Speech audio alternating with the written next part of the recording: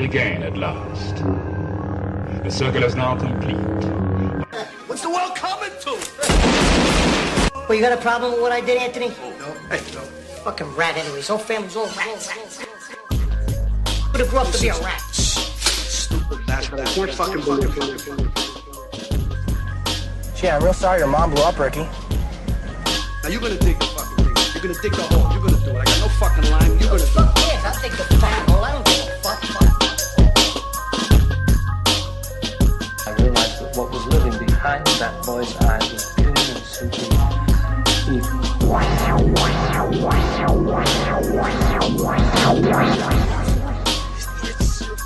Jesus Christ. Mister, you okay in there? Put some Vindra coffees around here someplace. Have you any idea what the cost of your actions is? What their effect might be? Or you to give them hope? What do you give them? We give them happiness. And they give us authority.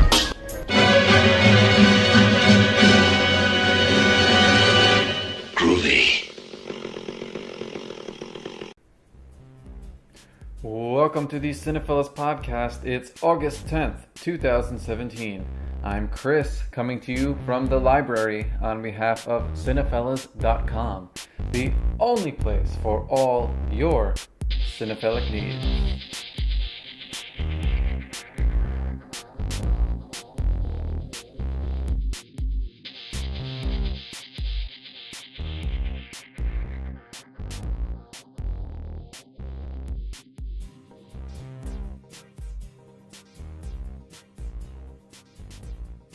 And now, a message from today's sponsor.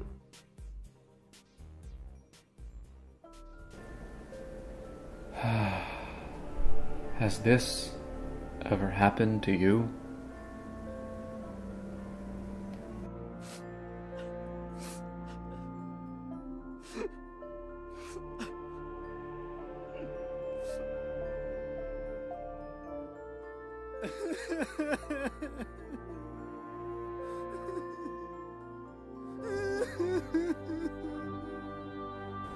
You want to watch a wholesome movie about our Lord and Savior Jesus Christ, and those nasty crucifixion scenes just get in the way. Well, have no fear, good disciples. It's me, your good friend and martyr, Saint Sebastian, and I'm here to introduce you to the Jesus Cinema Directory, the only book you'll ever need for Christ-related viewing. How does it work, Saint Sebastian? Well, I'm glad you asked, little Glauco. A crack team of researchers at the Vatican's Doubting Thomas Media Library spent 33 years. That's the lifespan of Christ, ladies and gentlemen. Compiling comprehensive guides so you know which Jesus to watch when.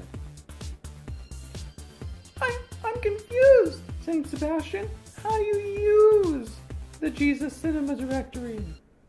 Well, I'm glad you asked. Do you want a cinematic representation of God's only Son that's family-friendly? Well, then just check out our review of 2016's Young Messiah, based on the novel by Anne Rice. But what about the adults? Ah, yes. Say you shove the kids off to Grandma's house for the weekend so that you and hubby can go to Pastor Paul's Pious Penance Retreat. You're going to need a classic film. May I recommend the Jesus Cinema Directory reviews of 1965's The Greatest Story Ever Told, starring the one, the only, Charlton Heston. Oh boy! Now everybody can have a tub of unblessed Eucharist wafers and praise the Lord! Hell yeah!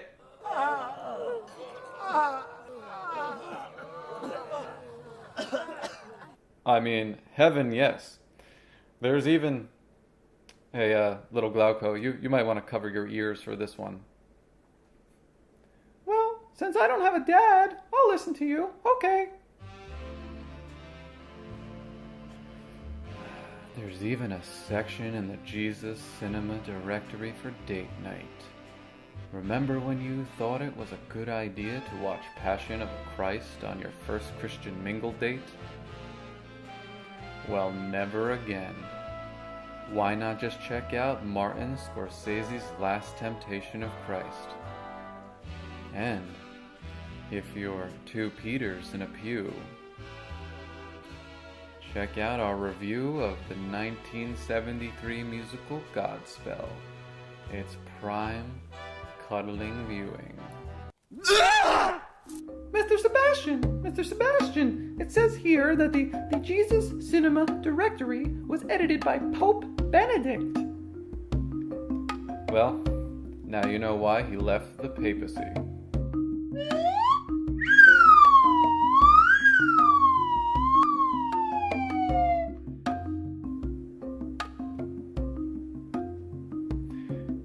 Little Glauco, why don't you run along and share the gospel of cinematic holiness with your parents? Mommy, turn off Joel Osteen. Look what I have. The Jesus Cinema Directory is available today at Barnes & Noble, on Amazon, and on any good Martyrs bookshelf. Don't even think about it, Judas. So take my advice, Saint Sebastian. Congregations always tell me, no one is holier than thee.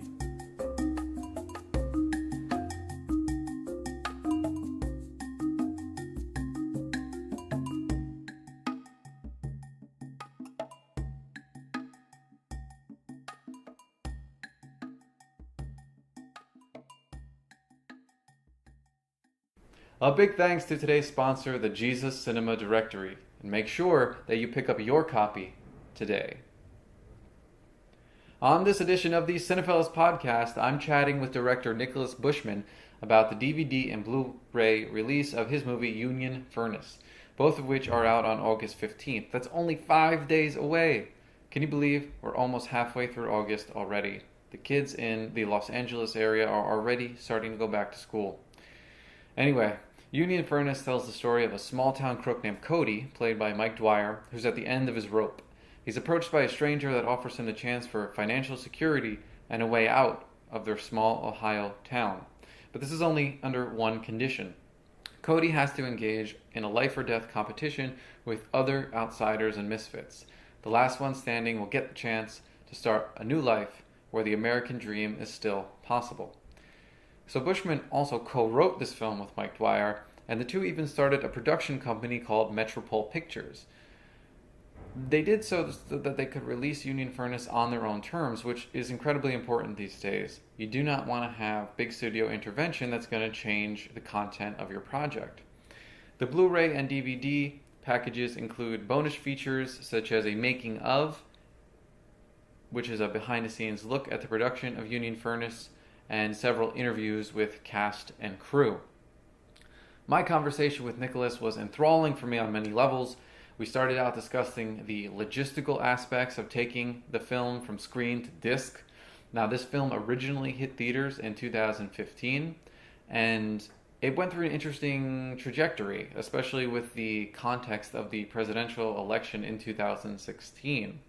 And so our conversation quickly evolved into the topical content of the film. It's rare that a movie or any piece of art, right, becomes more expressive of current events and ideas of a specific moment as it ages. But this is definitely one of those exceptions. The cast of misfits in this film are all fighting for economic stability. And not only does that express a lot of the anxieties that we saw played out in the rhetoric and the campaigning of the 2000 presidential election here in the United States, but it also speaks to a problem that's, been relevant, especially since the 80s, and earlier, but it was more visible in the 80s. And I'm, of course, speaking of the growing poverty of working class people in the Midwest. And that's where the movie is set. We drew some interesting parallels in our conversation to Ronald Reagan's Morning in America campaign of 1984, and Nicholas told me about how growing up in Ohio influenced his approach to art. Speaking of his artistic influences, he made some interesting connections to the Italian horror director Dario Argento, but what really got me most was the metaphorical relationships in the film that mirrored God's relationships with human beings. And of course, here I'm not talking about a sort of strict interpretation of the Bible necessarily, but just this idea of how free will affects the relationship between the maker and his creations. So we have the character Lion, who is played with sadistic brilliance by Seth Hammond. And now Lion, I should say, orchestrates a series of life or death games, including being able to survive being electrocuted by a car battery. And this results in a sort of Eyes Wide Shut meets Saw vibe, in which torture borders on alluring. It got me thinking about my own threshold of pain. You know, I've talked about fear on this podcast a few episodes ago, and about how I prefer fear I can visualize. I think it's just easier to combat that kind of fear than what isn't visible, or the fear of what might be. You know, you get in your head and you start getting nervous, and you start getting afraid of maybe a change in your life, or maybe you're moving, maybe you've just had a breakup, maybe you're starting a new job. It's really easy to get in your head over that fear of everything that could go wrong. But with that, though, I would also choose for myself a prolonged physical pain. I think that, you know, I can manage that pain, such as getting tattoos, over psychological pain like depression. You know, for me, I could just manage that a lot better. And there's something about being able to physically see the uncomfortable needle in my arm that, I don't know, it's weird. It's almost comforting to a degree. Do you guys ever have that? You ever feel that? What would you rather experience? Would you rather experience physical pain or psychological pain? Well, Union Furnace gives you a mixture of both. And I think that's really fascinating because unlike a lot of horror films that are torture related or just have some kind of physical element to overcome, this one really balances the physical and the psychological. And I think that serves the film really well, and it also helps sort of develop the characters and where they're coming from. Anyway, have a listen to my conversation with Nicholas Bushman and decide for yourself. I will see you on the other side.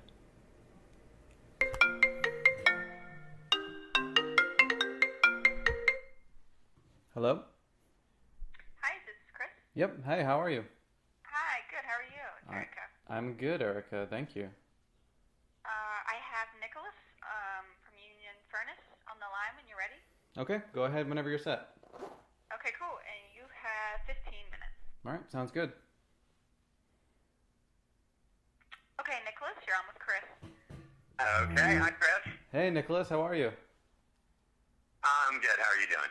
I'm really good, thanks. So I know we only have 15 minutes, so we'll just jump right in. Is that okay?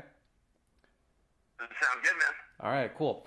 So the first thing I wanted to ask you about is the sort of journey that this film has been on since 2015 when it hits theaters, and now here we are 2 years later when, you know, it's coming out on DVD and Blu-ray. So what was that sort of 2-year process in the life of the film like? Oh man, it's been a long, crazy journey for sure.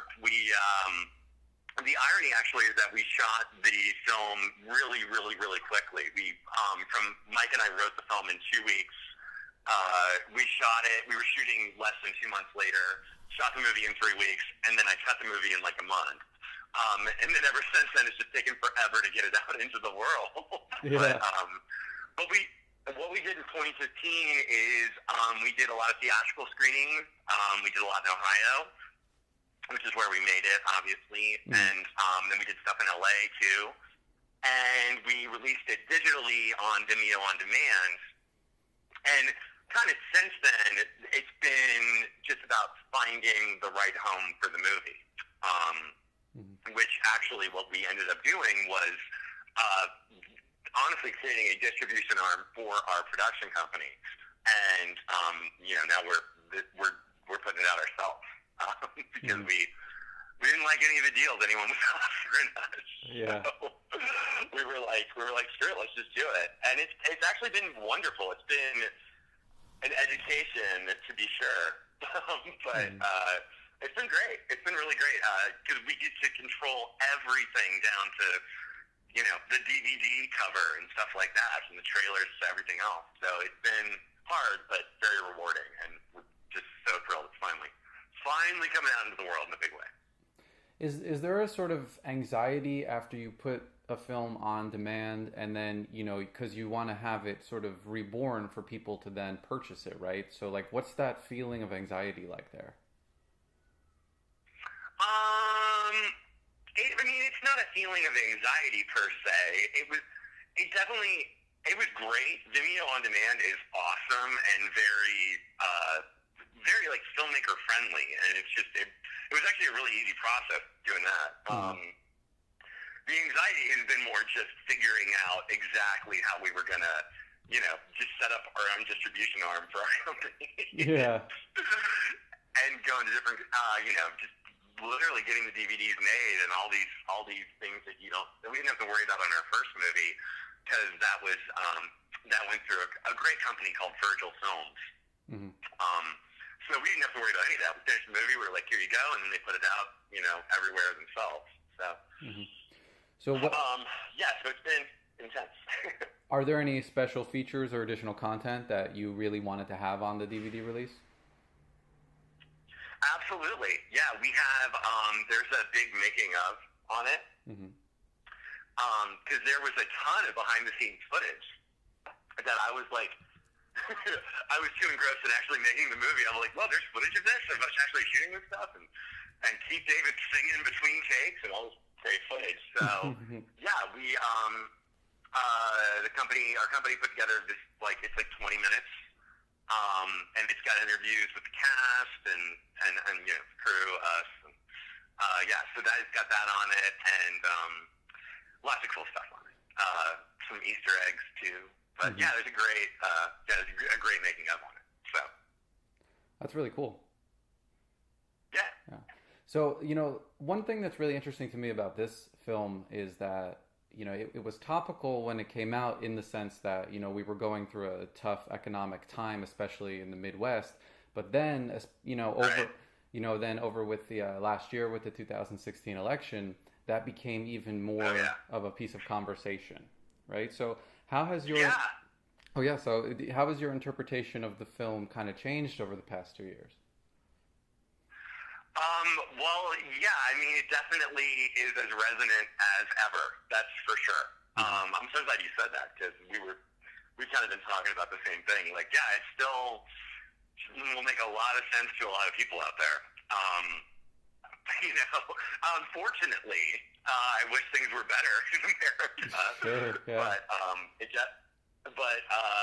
definitely still, I think, actually works better now than it ever did before, just in terms of resonance and where we're at right now. Yeah, and there's this interesting parallel between, you grew up in Ohio, right? And so... Yeah, Mike and I both did, yeah. Right, so that kind of period of when Ronald Reagan was claiming that it's morning in America, there are a weird parallel between that and kind of this moment. So are there any sort of autobiographical references in the film that really helped you create it? That's very interesting. To the first part of that, I would say kind of that's the cool. As a lot of people point out, that's the cool thing about horror movies is the good ones anyway certainly work a lot deeper than just a straight up horror movie, like The Thing or something like that, to name a Keith David movie. In terms of a Reagan America and stuff like that. It was definitely, in terms of autobiographical stuff, Mike and I grew up in a pretty nice area of Columbus, Ohio. So this story came more from us wondering what was going on the other side of the tracks. When you get out of the city and you see things get a lot seedier, and you see these creepy double wide trailers, in the middle of nowhere, and you wonder what the hell's going on in there. Yeah, that's interesting, because the game, right? This 8-round game that's played, where life and death there's such a thin line between them. How did you come up with those different rounds? Because it seems, you have to really kind of probe your own psyche to come up with those kind of dark situations. Yeah. It was, well, the games were designed, I mean, the idea was that the film could work we wanted to do something right away. So the idea of the games worked on a couple different levels. We thought it was a really cool thing structurally, in that every game could feel almost like a different movie or a different movie genre a little bit. In that one's funny, one's more horrific than you could possibly imagine, another somewhere in between, with the stakes getting higher each time. Mm-hmm. So we liked that, and just from a practical, low-budget filmmaking standpoint, it was something that we could do in a single location, basically, and it would still automatically be very visual.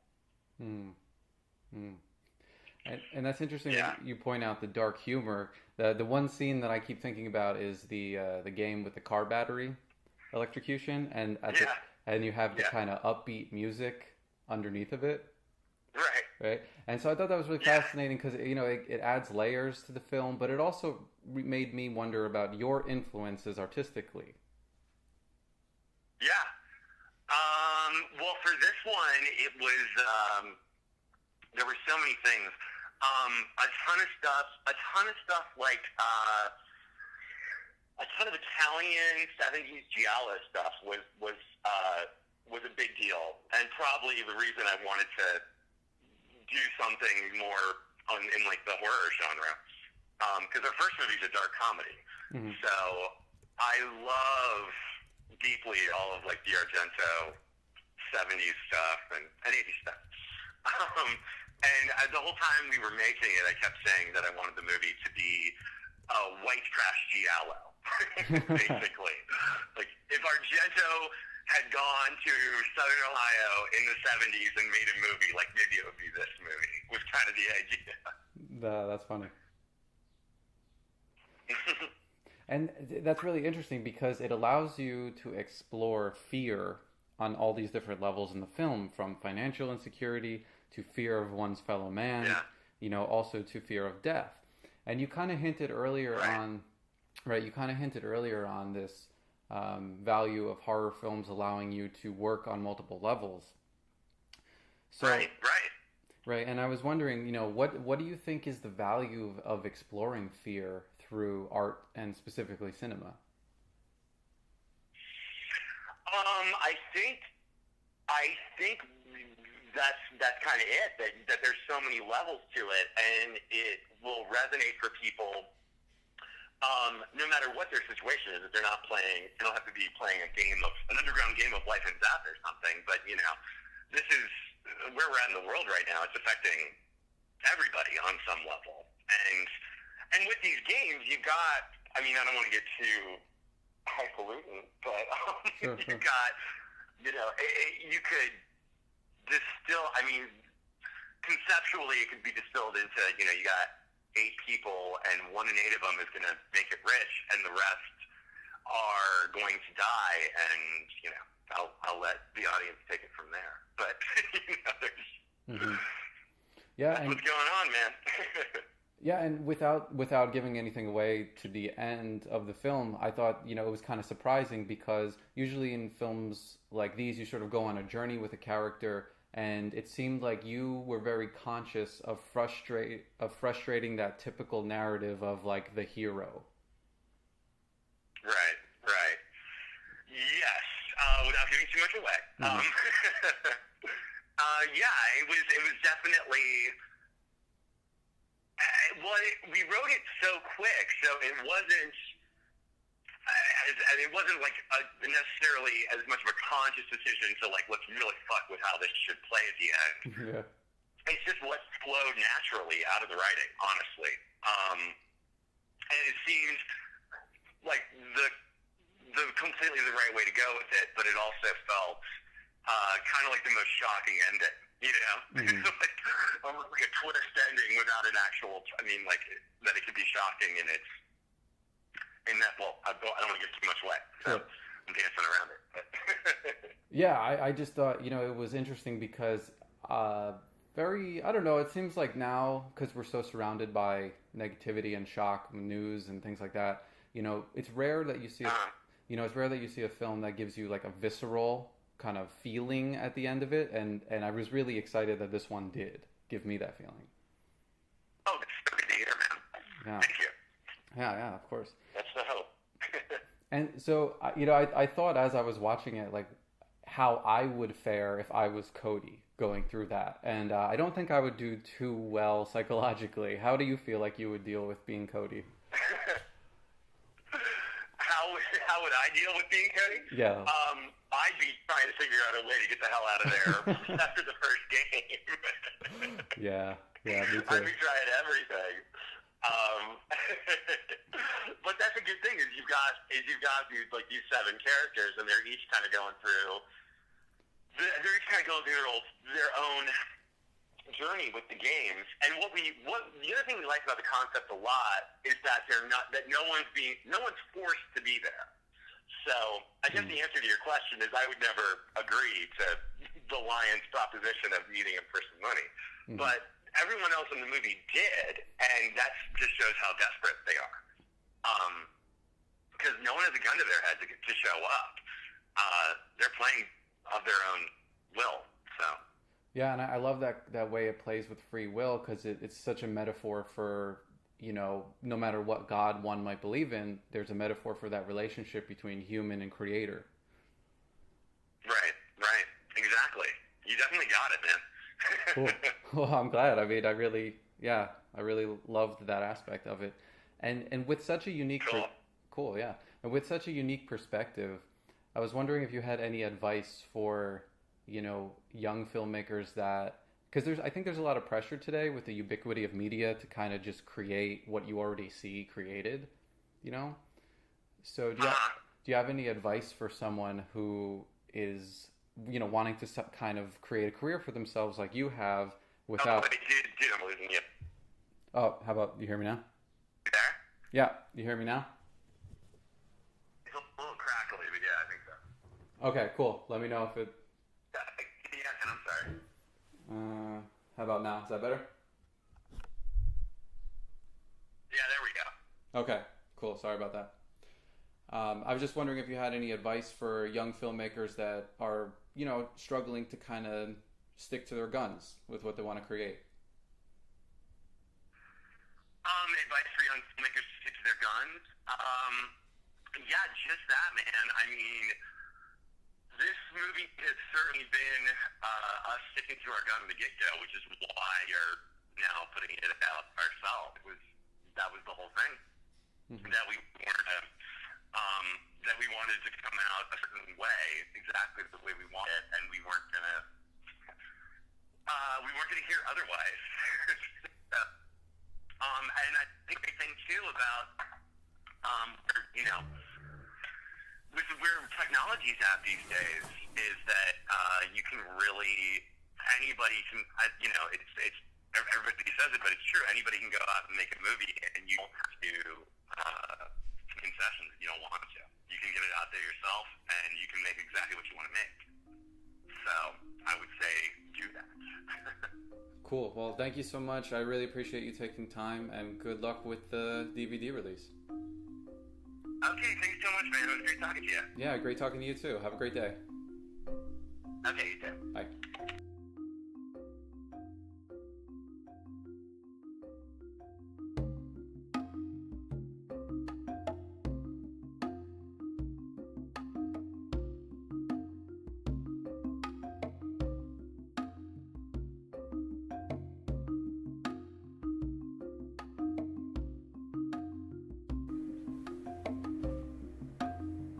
All right, so what'd you think?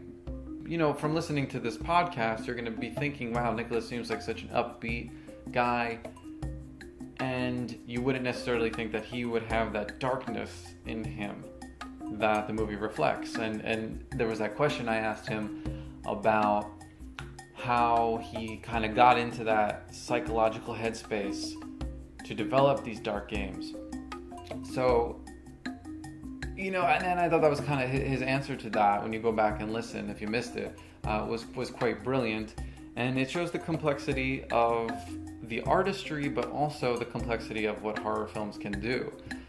We've had several instances on the podcast where writers, directors will discuss how horror can sort of be a mask to discuss political and social issues, and I definitely think that is operating here in Union Furnace. Did you guys see it? What do you think? You can test all my theories when you pick up your DVD or Blu-ray copy of Union Furnace on August 15th. Remember, that's only 5 days away. And you can get it wherever you buy movies. I'm really looking forward to the behind-the-scenes bonus material because I want some more insight into the minds of Nicholas and Mike to really understand what makes them think. All right, well, I think that's about it for this episode of the Cinefellas podcast. I hope you're doing well. I hope everything in your life is exciting, new. You're having a great summer. Maybe you went on vacation. Maybe you did something awesome. I just want to remind you, as always, to share a movie with someone you love, and I will see you next time.